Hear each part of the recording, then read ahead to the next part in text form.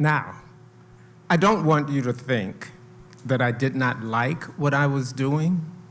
I'd been in mental health for almost 40 years, and I loved it. It's just that I'd been working since the age of 12, and I longed to know what life would be like without a job. So I took the countdown to retirement clock that my daughter gave me.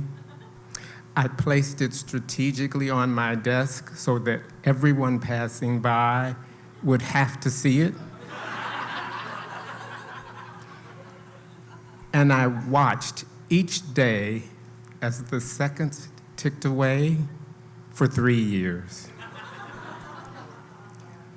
Experts say that you should plan your retirement, that you should know exactly what you're going to do, because if you don't, you're likely to be bored. And if you're bored, you're going to be stressed. And if you're stressed, you probably will get ill. And if you get ill, then you're going to die. Now, I'm a firm believer in justice. The idea that I would work my entire life only to retire, get sick, and die, that's not just. But I couldn't make a plan. I had no idea what I wanted to do. Didn't have a hobby, had no artistic talent, and no musical talent. In fact, when I was in the children's church choir, my grandmother was the director, and she said to me, "Please hum."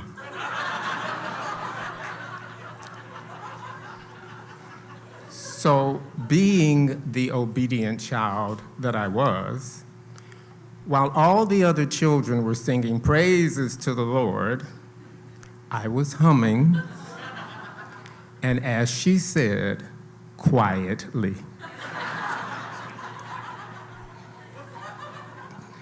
Now, I am an excellent counselor. I can hear your words, mull them over in my mind, and give them back to you to facilitate your healing. And I could have done that in retirement, but I just wanted something new, something I hadn't experienced before. So I went into retirement without a plan, and I waited for the still small voice within to order my steps.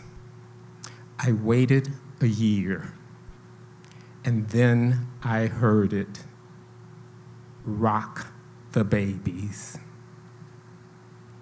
Whoa, that felt and sounded right. So I began to research opportunities to work with babies. I found a small rehab hospital that admitted babies that had been in intensive care units at other hospitals since their birth, but they still were not ready to go home. Babies born with congenital anomalies, babies born premature, babies born drug addicted. And some had been home but were returning because of abuse and neglect. I called, I interviewed, I took the training, I passed the background check, and I was ready. Those first days were thrilling. I met the staff, I learned the procedures, and of course, I was introduced to the babies. And that's when I met Elena, who will be a part of me for the rest of my life. Elena was developmentally delayed. She couldn't see, she couldn't hear, and had the weakest voice. Was about the best she could muster. I could see that she was distressed because of the grimace on her face and the way she stiffened her body. I looked at her and I said to myself, how could I possibly soothe this child? I was reminded of what my play therapist friend had told me. Robert, when you get the babies, place them on your chest so they can feel your heartbeat and tell them you love them. I sat down in the rocking chair next to Elena's bed and I asked the nurse, please hand her to me, which she proceeded to do.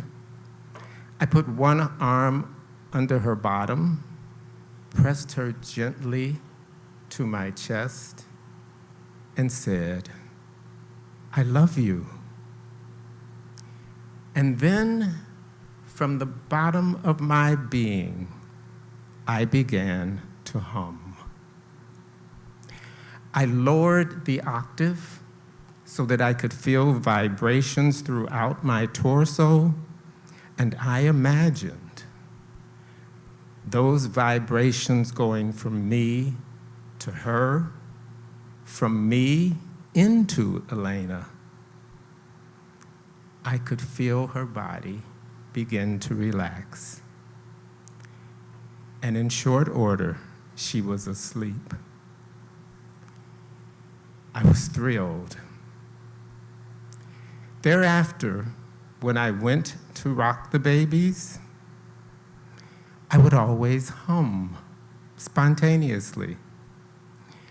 Not a particular song, just a little melody that would change from baby to baby, and with the same baby from one time to the next. And I imagined me and that baby, we were members of that children's church choir. And we were singing those praises to the Lord.